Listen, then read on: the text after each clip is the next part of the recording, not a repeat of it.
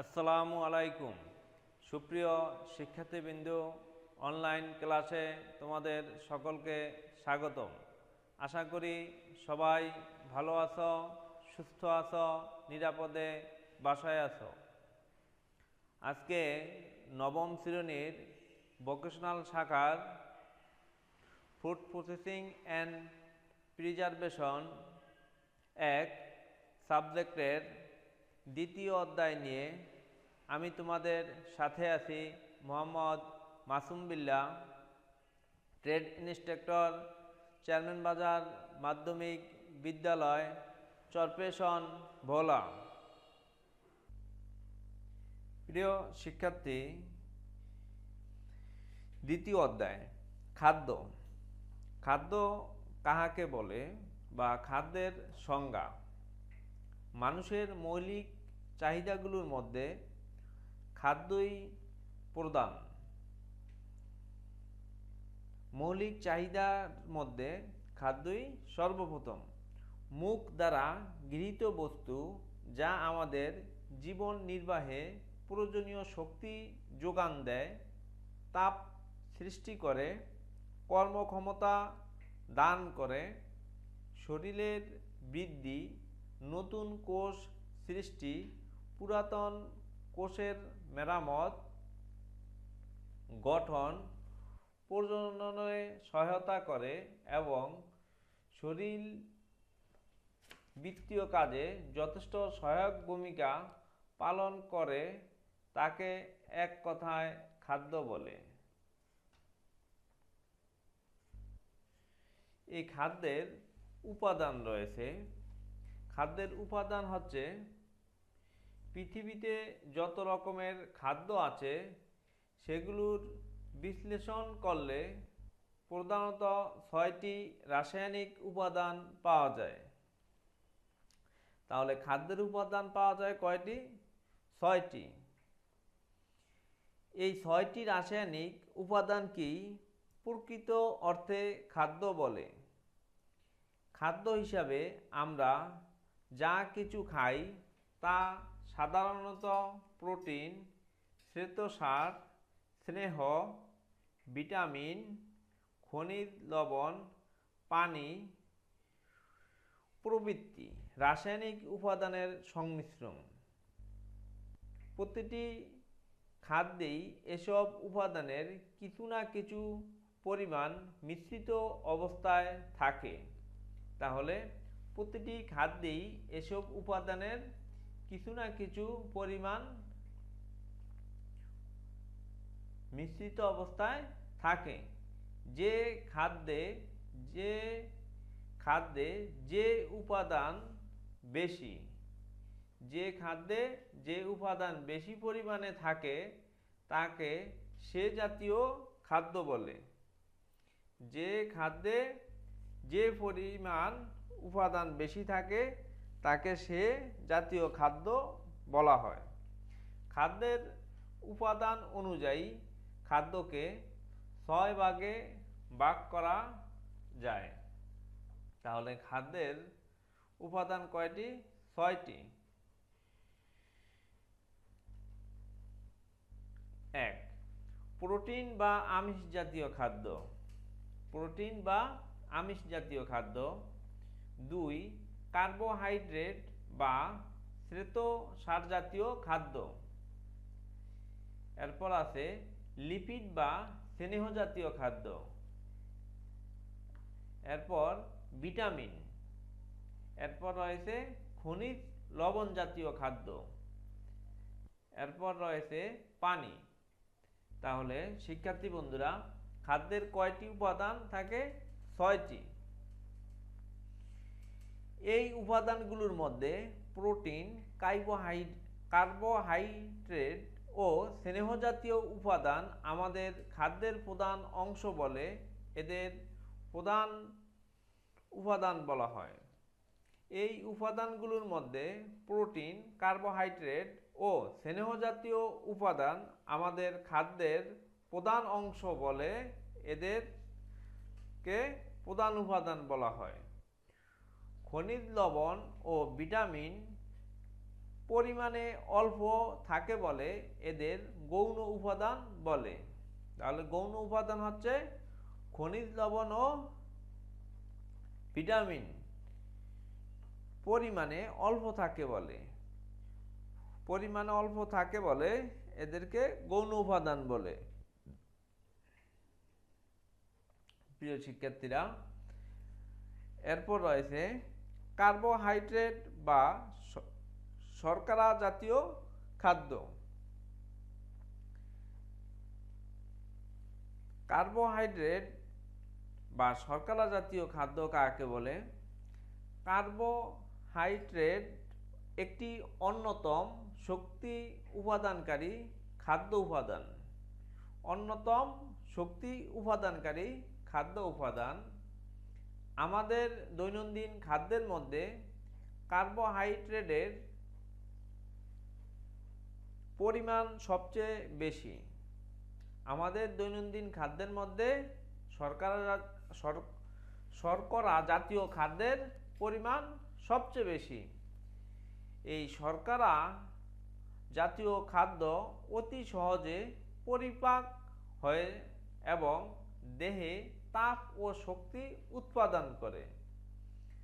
অন্যান্য খাদ্য উপাদানের তুলনায় শর্করা জাতীয় খাদ্য সুলভে পাওয়া যায়। অন্যান্য যে খাদ্যগুলো রয়েছে তার মধ্যে শর্করা জাতীয় খাদ্য সহজে পাওয়া যায়। কার্বোহাইড্রেট কার্বন, হাইড্রোজেন এবং অক্সিজেন এই তিনটি মৌলিক পদার্থের সমন্বয়ে গঠিত। তাহলে কার্বন, কার্বোহাইড্রেট কার্বন, হাইড্রোজেন এবং অক্সিজেন এই তিনটি মৌলিক পদার্থের সমন্বয়ে শর্করা জাতীয় খাদ্য গঠিত।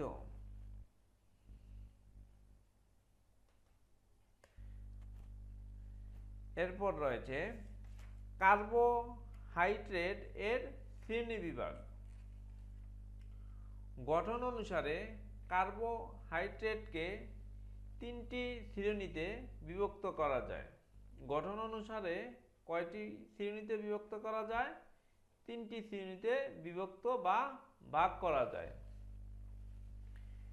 এক, শর্করা বা মনোস্যাকারাইড যথা গ্লুকোজ, ফ্রুক্টোজ, গ্যালাক্টোজ ইত্যাদি।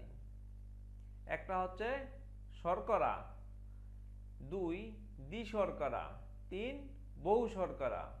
তাহলে কার্বোহাইড্রেটকে তিন ভাগে ভাগ করা হয়: শর্করা, দ্বিশর্করা আর হচ্ছে বহু শর্করা। এক শর্করা হচ্ছে কোনটি? একটি মাত্র সরল শর্করার অণু নিয়ে যে শর্করা গঠিত হয় তাকে এক শর্করা বা মনোস্যাকারাইড বলে, যথা গ্লুকোজ, ফ্রুক্টোজ, গ্যালাক্টোজ ইত্যাদি। যেমন আঙ্গুর, পাকা ফল, শস্যদানা এবং কিছু কিছু মূলে গ্লুকোজ পাওয়া যায়।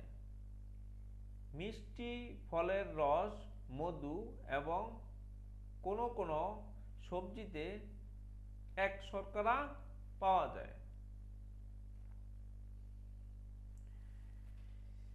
এরপর রয়েছে কি দ্বিশর্করা। এক শর্করার দুটি অণু নিয়ে যে শর্করা গঠিত হয় তাকে দ্বিশর্করা বলে। দ্বিশর্করা হচ্ছে এক শর্করার দুটি অণু নিয়ে যে শর্করা গঠিত হয় তাকে দ্বিশর্করা বলে। এরপর রয়েছে বহু শর্করা কাকে বলে? অনেকগুলো এক শর্করা দ্বারা গঠিত কার্বোহাইড্রেটকে বহু শর্করা বলা হয়। বহু শর্করা হচ্ছে অনেকগুলো এক শর্করা দ্বারা গঠিত কার্বোহাইড্রেটকে বহু শর্করা বলে। বহু শর্করা রয়েছে চাল, গম, আলু, মিষ্টি আলু, গাজর, শালগম, বিট, পোস্তা আলু, ছড়া কচু, কাঠকচু, বিভিন্ন প্রকার কাঁচা ফল ইত্যাদিতে স্রোতসার পাওয়া যায়। ধান, গম, যব, শাকসবজি, ফল ইত্যাদিতে সেলুলোজ পাওয়া যায়। এগুলো হচ্ছে বহু শর্করার মধ্যে। প্রিয় শিক্ষার্থীরা, তাহলে মানবদেহে কার্বোহাইড্রেটের কাজ। মানবদেহে কার্বোহাইড্রেটের কাজ। মানবদেহে কার্বোহাইড্রেট নিম্নলিখিত কাজগুলো করে থাকে। মানবদেহে কার্বোহাইড্রেট কি কি কাজ করে থাকে চলো আমরা দেখে নেই। 1. কার্বোহাইড্রেট মানবদেহে তাপ ও শক্তি সরবরাহ করে। কার্বোহাইড্রেট মানবদেহে তাপ ও শক্তি সরবরাহ করে। এরপর কার্বোহাইড্রেট স্নেহ জাতীয় পদার্থকে দহনে সহায়তা করে ও প্রোটিন জাতীয় খাদ্যকে তাপ উৎপাদনের কাজে হতে অব্যাহতি দেয়। প্রোটিন জাতীয় খাদ্যকে তাপ উৎপাদনের কাজ হতে অব্যাহতি দেয়। 3. কার্বোহাইড্রেট দেহে গ্লাইকোজেন রূপে সঞ্চিত হয়ে যকৃতকে ব্যাকটেরিয়াজনিত বিষাক্ত পদার্থের ক্ষতিকর প্রভাব থেকে রক্ষা করে। কি করে? যকৃতকে ব্যাকটেরিয়াজনিত বিষাক্ত পদার্থের ক্ষতিকর প্রভাব থেকে রক্ষা করে।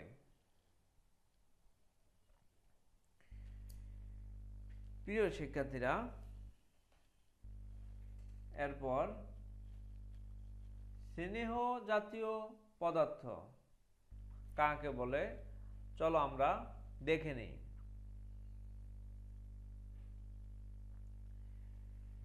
ফ্যাটি অ্যাসিডের ট্রাইগ্লিসারাইডকে চর্বি বলে। ফ্যাটি অ্যাসিডের ট্রাইগ্লিসারাইডকে কি বলে? চর্বি বলে। উদ্ভিজ্জ তৌল বা প্রাণীজ চর্বি হল উচ্চতর আণবিক ওজন বিশিষ্ট জৈব অ্যাসিড। চর্বি হল উচ্চতর আণবিক ওজন বিশিষ্ট জৈব অ্যাসিড, অর্থাৎ চাবি বা তেল ফ্যাট অ্যাসিড নিয়ে গঠিত এবং ফ্যাটি অ্যাসিডগুলো কার্বন, হাইড্রোজেন এবং অক্সিজেন নিয়ে গঠিত। ফ্যাটি অ্যাসিডগুলো কার্বন, হাইড্রোজেন এবং অক্সিজেন নিয়ে গঠিত। স্বাভাবিক খাদ্যবস্তুতে অবস্থিত, পানিতে অদ্রবণীয় কিন্তু চর্বিতে দ্রবণীয় এক প্রকার তৈলাক্ত বা পিচ্ছিল পদার্থকে স্নেহ পদার্থ বলে। তাহলে পানিতে অদ্রবণীয় কিন্তু চর্বিতে দ্রবণীয় এক প্রকার তৈলাক্ত বা পিচ্ছিল পদার্থকে স্নেহ পদার্থ বলে। স্নেহ পদার্থ খাদ্যের একটি গুরুত্বপূর্ণ উপাদান। স্নেহ জাতীয় খাদ্যের উপাদান অন্যান্য খাদ্য উপাদানের তুলনায় অনেক বেশি তাপ ও শক্তি উৎপাদন করে। তাহলে স্নেহ জাতীয় খাদ্য তাপ ও শক্তি উৎপাদন করে বেশি পরিমাণে। দেহে তাপ সরবরাহ করাই স্নেহ পদার্থের অন্যতম প্রধান কাজ। তাহলে স্নেহ জাতীয় খাদ্যের প্রধান কাজ হচ্ছে দেহে তাপ উৎপাদন করা, দেহে তাপ সরবরাহ করাই হচ্ছে স্নেহ জাতীয় খাদ্যের প্রধান কাজ। 1 গ্রাম স্নেহ জাতীয় পদার্থ থেকে 9 কিলো ক্যালোরি শক্তি পাওয়া যায়। প্রিয় শিক্ষার্থীরা, 1 গ্রাম স্নেহ জাতীয় পদার্থ থেকে কত ক্যালোরি? 9 কিলো ক্যালোরি শক্তি পাওয়া যায়। এই স্নেহ জাতীয় পদার্থকে 3 ভাগে ভাগ করা হয়। একটি হচ্ছে সরল স্নেহ, যৌগিক স্নেহ, আরেকটি হচ্ছে উদ্ভূত স্নেহ। একটি হচ্ছে সরল স্নেহ, যৌগিক স্নেহ, উদ্ভূত স্নেহ। সরল স্নেহ কাকে বলে চলো আমরা দেখে নেই। আর্দ্র বিশ্লেষণ করার পর যে স্নেহ পদার্থে কেবল অ্যালকোহল ও স্নেহজ অ্যাসিড পাওয়া যায় সেটাই হলো সরল স্নেহ। সর্বপ্রকার চর্বি, সরল স্নেহ হচ্ছে সর্বপ্রকার চর্বি, ঘি, মাখন, তেল, এগুলো সরল স্নেহর ভিতরে পড়ে। সরল স্নেহের ভিতরে কি কি পড়ে? চর্বি, ঘি, মাখন, তেল, এগুলো সরল স্নেহের ভিতরে পড়ে। প্রিয় শিক্ষার্থী বন্ধুরা, যৌগিক স্নেহ হচ্ছে আর্দ্র বিশ্লেষণ করার পর যে স্নেহ পদার্থে গ্লিসারিন ও স্নেহ অ্যাসিড ছাড়া অন্যান্য রাসায়নিক পদার্থ পাওয়া যায় তাকে যৌগিক স্নেহ বলে। তাহলে গ্লিসারিন ও স্নেহ অ্যাসিড ছাড়া, গ্লিসারিন ও স্নেহ অ্যাসিড ছাড়া অন্যান্য রাসায়নিক পদার্থ পাওয়া যায় তাকে যৌগিক স্নেহ বলে। ফসফোলিপিড এক প্রকার যৌগিক স্নেহ। ফসফোলিপিড এক প্রকার যৌগিক স্নেহ। তাহলে আমরা সরল স্নেহ পাইলাম, যৌগিক স্নেহ পেলাম, আরেকটি হচ্ছে উদ্ভূত স্নেহ। সরল ও যৌগিক স্নেহ থেকে উদ্ভূত স্নেহ পদার্থকে উদ্ভূত স্নেহ বলে।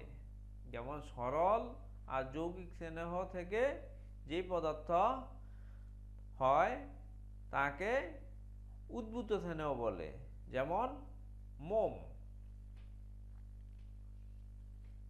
তাহলে আমরা স্নেহ পদার্থের শ্রেণীবিভাগ কয়টি? 3টি। এই 3টি স্নেহ পদার্থের কে 3 ভাগে ভাগ করা হয়, এগুলো সম্পর্কে জানলাম।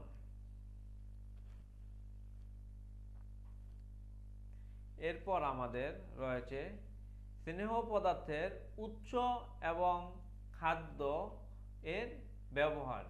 স্নেহ পদার্থের উৎস এবং খাদ্য সমূহের ব্যবহার। এই স্নেহ জাতীয় খাদ্যসমূহকে 2টি ভাগে ভাগ করা হয়, প্রাণী স্নেহ আর উদ্ভিদ স্নেহ। প্রাণী স্নেহ আর উদ্ভিদ স্নেহ।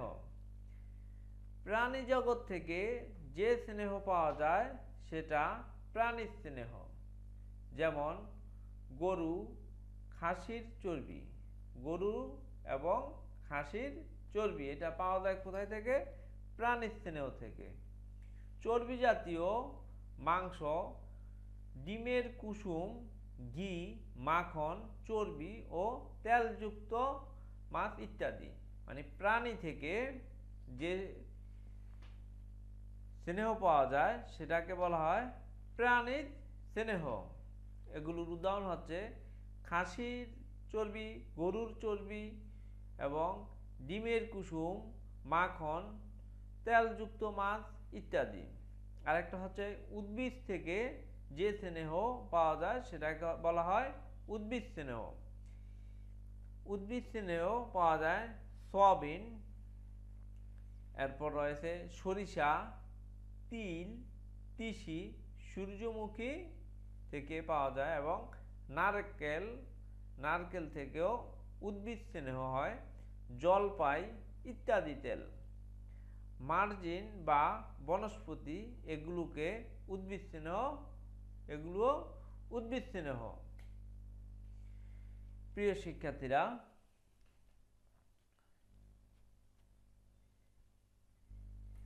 দেহে স্নেহ পদার্থের কাজ। মানব শরীরের দেহে বা শরীরে স্নেহ পদার্থের কাজ। স্নেহ পদার্থের প্রথম ও প্রধান কাজ দেহে তাপ ও কর্মশক্তি প্রদান করা। কি করা? তাপ ও কর্মশক্তি প্রদান করা। চর্বিতে দ্রবণীয় ভিটামিন সমূহের যেমন ভিটামিন এ, ডি, ই এবং কে স্নেহ পদার্থের দ্রবীভূত থাকে। চর্বিতে ভিটামিন এ, ডি, ই এবং কে দ্রবীভূত থাকে। ফলে স্নেহ পদার্থ গ্রহণের মাধ্যমে এসব ভিটামিন পাওয়া যায়। তাহলে স্নেহ পদার্থ গ্রহণ করলে ভিটামিন এ, ডি, ই এবং কে পাওয়া যায়। অতিরিক্ত স্নেহ পদার্থ চর্বিতে রূপান্তরিত হয়ে দেহে জমা থাকে। অনাহারে বা অতিরিক্ত পরিশ্রমে এসব চর্বি দেহে তাপ ও শক্তি যোগান দেয়। স্নেহ পদার্থ তাপ কুপরিবাহী, মানে তাপ পরিবাহী নয়, তাই দেহ থেকে তাপের অপচয় রোধ করে দেহকে গরম রাখে। স্নেহ পদার্থ ত্বককে মসৃণ, আনয়ন করে এবং সৌন্দর্য বৃদ্ধি করে, চর্মরোগ প্রতিরোধ করে। প্রোটিনের অপচয় রোধ করা স্নেহ পদার্থের আরেকটি কাজ। কারণ খাদ্যে স্নেহ পদার্থের অভাব হলে দেহের প্রোটিন ভেঙে প্রয়োজনীয় শক্তি যোগান দেয়। এছাড়া স্নেহ পদার্থ খাদ্যের স্বাদ ও গন্ধ বাড়ায়। স্নেহ পদার্থ খাদ্যের স্বাদ বাড়ায় এবং গন্ধ বাড়ায়। তেল, ঘি, সালাদ, অয়েল ইত্যাদি ব্যবহারে খাদ্যের উপাদেয় ও মুখরোচক হয়, মানে খাদ্যের স্বাদ বৃদ্ধি করে। প্রিয় শিক্ষার্থীরা,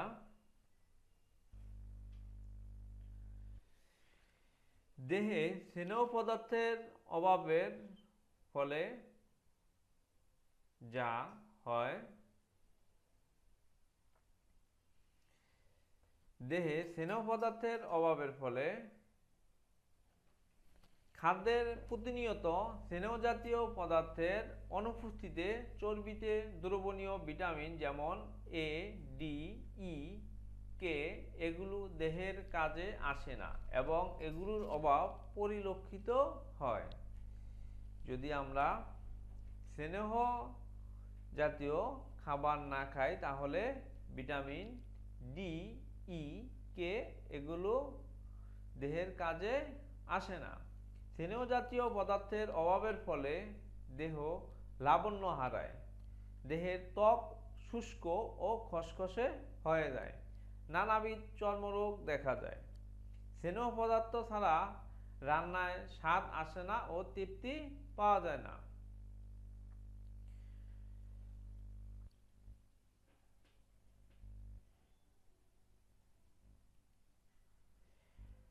প্রিয় শিক্ষার্থী বন্ধুরা, আজকে আমাদের অনলাইন ক্লাস এখানেই সমাপ্ত করলাম। সকলকে